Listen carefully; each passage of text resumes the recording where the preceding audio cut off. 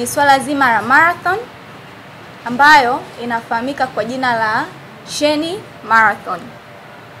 Marathon hii yenye lengo la kuwasaidia watoto wa kike walioshindwa kuendelea na masomo yao. Hivyo tumeandaa marathon hii kwa ajili ya ukusanyaji wa ada ambazo zitawasaidia hawa watoto wa kike katika kuendelea na masomo yao. Lakini kwa mwanzo tumepanga kuanza na takribani wasichana 100 ambao wanadili sana katika kozi za afya ikiwemo udaktari na ufamasia na kozi nyingine za afya.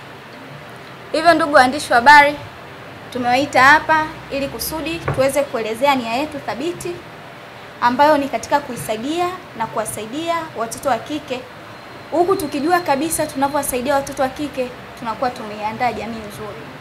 Tukisema tunaiandaa future ya kesho, basi lazima tumwandae mwanamke. Na kabla huyu mwanamke hajaitwa mwanamke, kuna stage kwanza anapitia, anaanzia kwenye ubinti. Kuna vitu lazima vifanye katika hii age ya ubinti ili aje awe mwanamke kamili. Sasa ni vitu gani hivyo, pamoja na masuala ya kielimu ambayo yanamuokoa mtoto wa kike kutoka na kumpa uelewa mzuri, kumkomboa kifikra, ambapo pia inaenda moja kwa moja katika kumkomboa kiuchumi.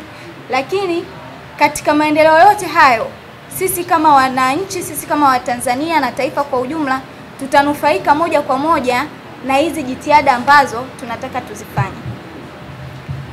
Hivyo basi, marathon hii itafanyika tarehe 25 mwezi wa 10 mwaka 2025 hapa jijini Dar es Salaam.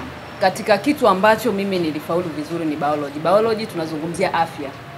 So katika kitu ambacho nilifaulu vizuri ni biology. Ndio maana leo hii niko hapa. Msije mkaona ukali mbembe. Biology mimi ndio ilinifanya nikapata cheti kile cha form 4 jamani. Hapo mjini kama unaishi una hata cheti, una hela, wewe tukathaminika. Kwa hiyo nashukuru sana hili jambo nimeona nijiunge na City College pamoja na dada yangu hapa Eliza ili tuende kulisogeza hili jambo kwa ajili ya watu wengi wako mtaani walikosa ada ya kuendelea na masomo, alafu bado unamuona kabisa unakutana na mtu anahitaji wa kuendelea na shule, lakini maisha yake yamekuwa magumu, anaishia kuwa mtaani tu, anazunguka anafanya vitu ambavyo vinadhalilisha kwa kweli. Kwa hiyo sisi kama kina Karima Story na wenzangu hapa tumeona tuhamasishe jamii iweze kuwasaidia kuchangia kwenye marathon yetu. Jamani, kuchangia ni 30 tu, unajiunga na sisi kwenye marathon, unamsaidia kijana ambaye yuko mtaani, namzungumzia mwanamke ambaye ameshindwa kuendelea na masomo yake. Unamsaidia ananyanyuka. Unajua ukimsaidia mwanamke, umemsaidia familia yake, umemsaidia yeye na ndugu zake wengine. Yaani ukimsaidia mwanamke ni sawa umeisaidia jamii kwa ujumla. Kwa hiyo naomba watu waendelee wajitokeze kwa wingi tuweze kusogeza hili swala la marathon. Jamani, hii hapa Sheni Marathon 2025 itafanyika Leaders Club. Kiingilio ni shilingi 30,000. Njoo unione Karima Story nikikata mbuga kwa ajili ya kuwachangia wanawake walioshindwa kuendelea na elimu yao kwenye kozi ya afya. Wanafunzi ambao wanaosoma bure ambao hawalipi chochote pale chuoni kwetu zaidi ya wanafunzi 250. Zaidi ya hivyo pia kuna ambao wanapata partial scholarship. Yaani kuna ambao wamefadhiliwa full scholarship, lakini kuna ambao wamepewa sehemu ya udhamini ambao sio chini ya wanafunzi 100. Sasa imefika mahali taasisi ina hamu ya kusaidia, lakini inafika mahali inashindwa kwa sababu ni zaidi ya wanafunzi 300 wanafadhiliwa na taasisi. Yaani wao wamekuja wanasoma, wao wanakuja na mabegi yao wanakuja chuoni kusoma.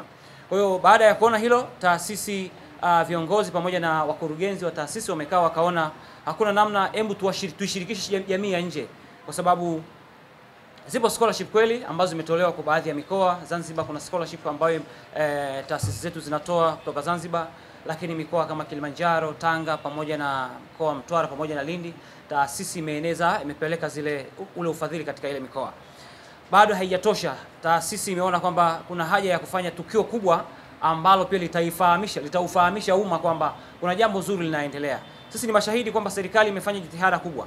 Mahospitali ni mengi yamejengwa, miundombinu ya mahospitali pamoja na afya imekuwa ikiimarika kila kukicha.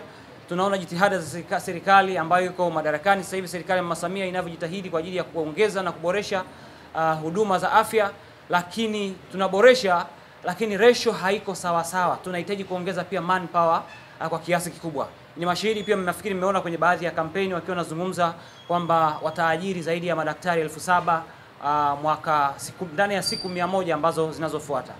Tafsiri yake ni kwamba lazima na sisi taasisi na mashirika ambayo yanahusika na kutoa huduma za training, mafunzo katika huduma za afya tuweze kuongeza jitihada kubwa.